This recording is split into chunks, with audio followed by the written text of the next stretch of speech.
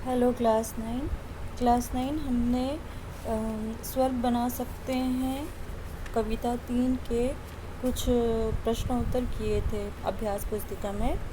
तो पहला धर्मराज ये भूमि इसका हमने कर लिया था, और जो दूसरा था लेकिन विघ्न अनेक अभी, इसके हमने क ख दोनों कर लिए थे। अब हम करेंगे ग। ठीक है, तो ग प्रश्न है, उपरोक्त पंक्तियों का संदेश स्पष्ट कीजिए। तो प्रस्तुत पंक्तियों के द्वारा कवि संदेश देते हैं कि मानवता की स्थापना में अनेक बाधाएं आड़े आएंगी, परंतु इसकी स्थापना के बिना संसार का कल्याण होना असंभव है। मानवता की स्थापना के लिए सभी को समानोचित न्याय मिलना चाहिए। मानवता के विकास के लिए आवश्यक है कि सभी में परस्पर प्रेम भाव, सहयोग, एकता, न्याय और सुख का समभाव हो, अर्थात सभी को समानता का अधिकार मिले। तभी संसार में सुख, शांति व चैन की स्थापना हो सकती है और यह भूमि स्वर्ग बन सकती है। ठीक है, तो इसमें क्या है कि सबसे मानवता का विकास होने के लिए इसमें हमें करना है कि सभी को समानोचित न्याय मिलना चाहिए। अगला घ है, उपरोक्त पंक्तियों का भाव स्पष्ट कीजिए। तो जो उपरोक्त पंक्तियां हैं लेकिन विघ्न अनेक अभी, इसका भाव स्पष्ट करना है। ठीक है, तो कवि कहता है कि मनुष्य के विकास के पथ पर अनेक विघ्न आकर खड़े हो गए हैं और मानवता का रास्ता रोक के अनेक रुकावटें पर्वतों के समान खड़ी हैं, लेकिन सच्चा वीर इन बाधाओं को पार करता हुआ मानवता की राह में आगे बढ़ता है। कहते हैं कि कर्मवीर के सामने से बाधाएं ऐसे उड़ जाती हैं जैसे आंधी में तिनका। इसके अलावा इसमें और अगर आप जोड़ना चाहते हैं तो आप अपनी इच्छा से इसमें और जोड़ सकते हैं, कोई दिक्कत की बात नहीं होगी। आगे अगला प्रश्न है कि जो अगला हमारा थर्ड भाग है, जब तक मनुज का यह सुख भाग नहीं सम होगा, शमित न होगा कोलाहल, संघर्ष कम नहीं होगा, उसे भूल व फंसा परस्पर ही शंका में भय में लगा हुआ केवल अपने में भोग और भोग संचय में। तो इसमें पहला प्रश्न जो है इस गद्यांश के आधार पर पद्यांश के आधार पर कि शमित न होगा कोलाहल, कवि का संकेत किस प्रकार के कोलाहल की ओर है, यह कोलाहल किस प्रकार शांत हो सकता है। तो शमित न होगा कोलाहल पंक्ति में कवि का संकेत असमानता, अन्याय और शोषण के कारण उत्पन्न कोलाहल की अर्थात शोर से है। असंतुष्टि, अतृप्ति और अभाव मानव के बीच संघर्ष और बैर का कारण बनेंगे, मानव के विरुद्ध खड़ा हो जाएगा। इसे शांत करने का एकमात्र उपाय यही है कि सभी को समानता का अधिकार मिले। धर्म, वर्ण, जाति, देश के आधार पर असमानता के भेदभाव को खत्म किया जाए। प्रकृति प्रदत्त सुख सुविधाओं एवं उपागमों का निःशुल्क समान वितरण हो।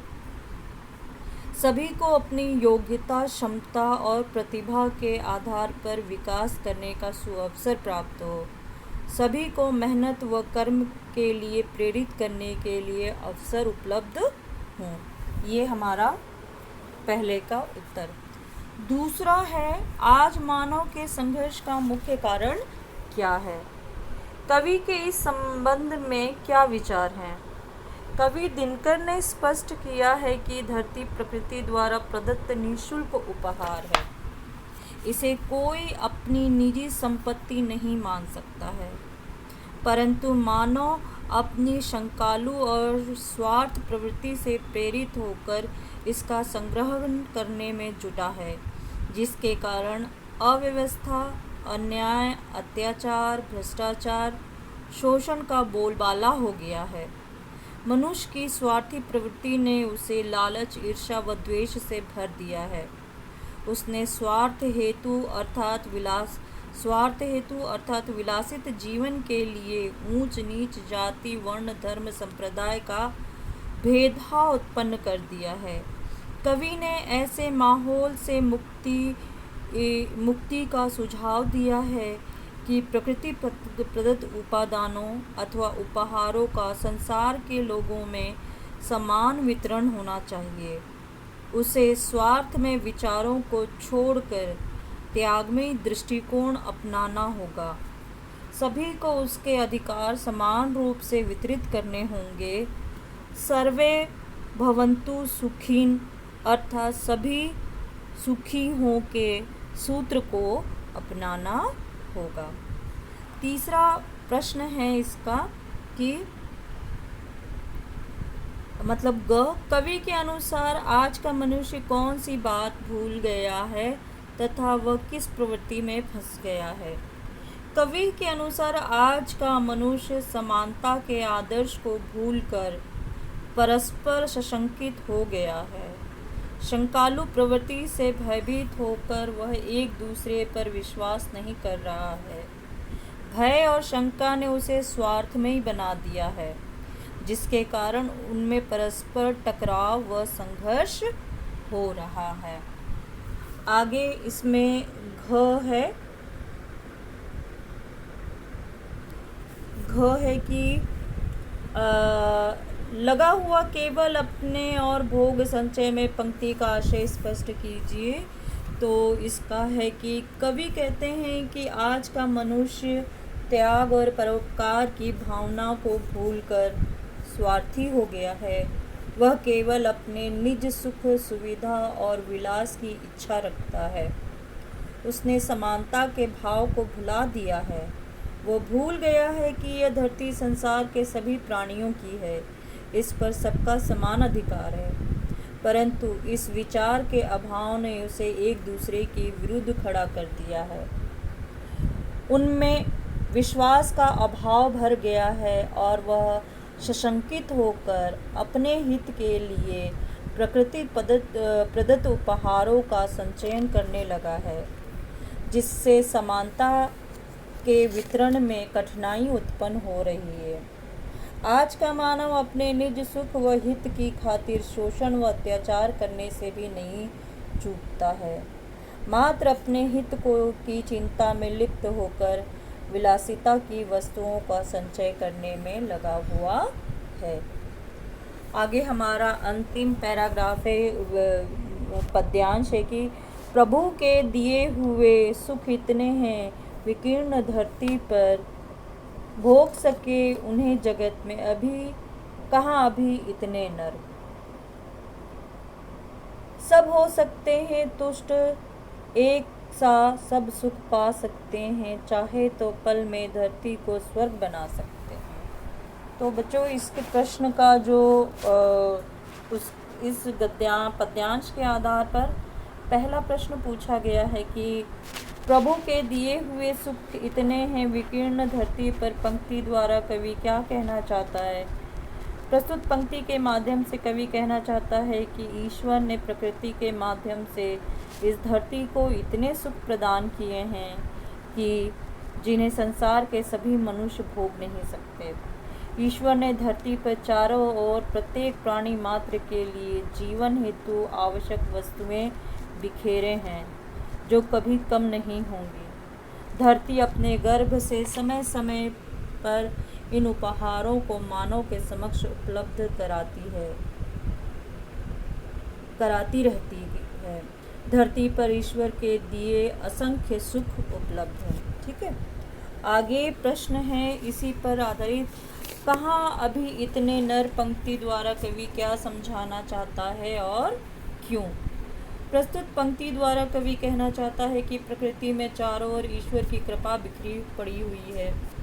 ईश्वर द्वारा दिए इन सुखों को भोगने के लिए पृथ्वी पर इतने अधिक लोग नहीं हैं, अर्थात संसार में मनुष्यों की संख्या इतनी नहीं है जिस प्रकार में ईश्वर ने प्रकृति के माध्यम से धरती पर सुख प्रदान किए हैं। संसार के सभी मानव संतुष्ट होकर सुख प्राप्त कर सकते हैं। केवल परस्पर प्रेम भाव सहयोग के भाव की आवश्यकता है।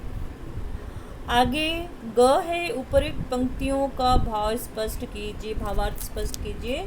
तो केवल उतना ही हमें भावार्थ करना है कि प्रभु के दिए हुए सुख इतने विकीर्ण धरती पर, इसी का ही करना है।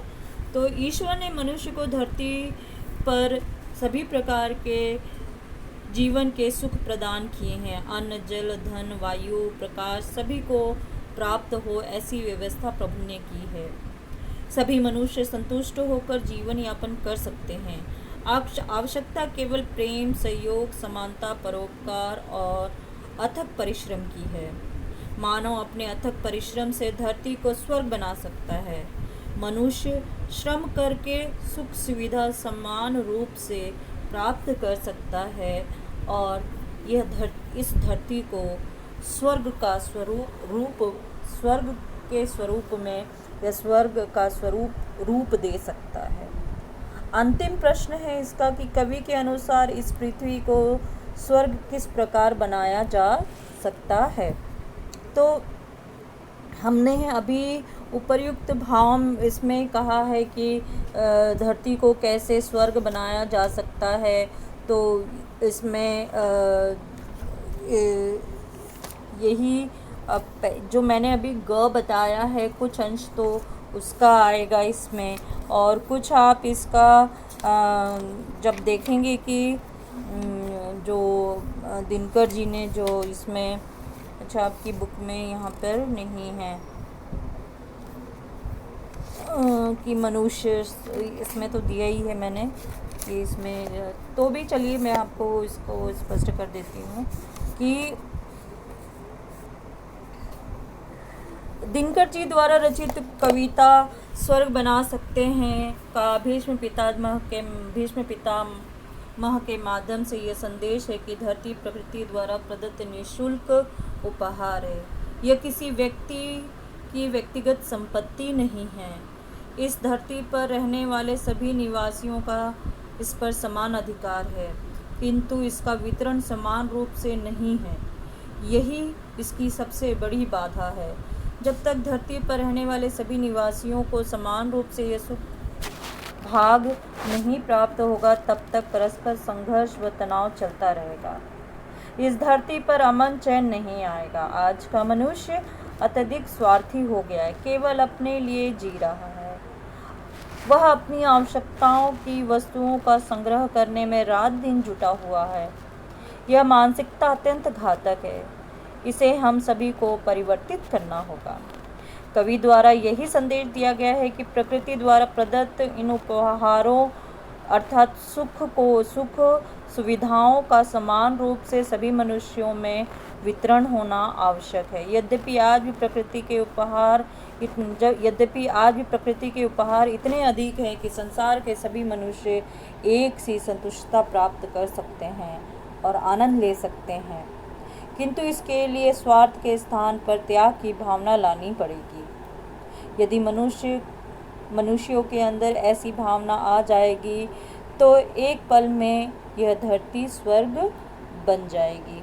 तो इस तरह से कवि के अनुसार धरती को स्वर्ग बनाया जा सकता है। तो बच्चों इसके प्रश्न उत्तर आप सारे कर लीजिएगा, और एग्ज़ाम में आपसे कुछ भी पूछा जा सकता है। आई थिंक आपको डेट शीट मिल गई होगी, बाकी ऑनलाइन क्लास में हम देखेंगे और करेंगे।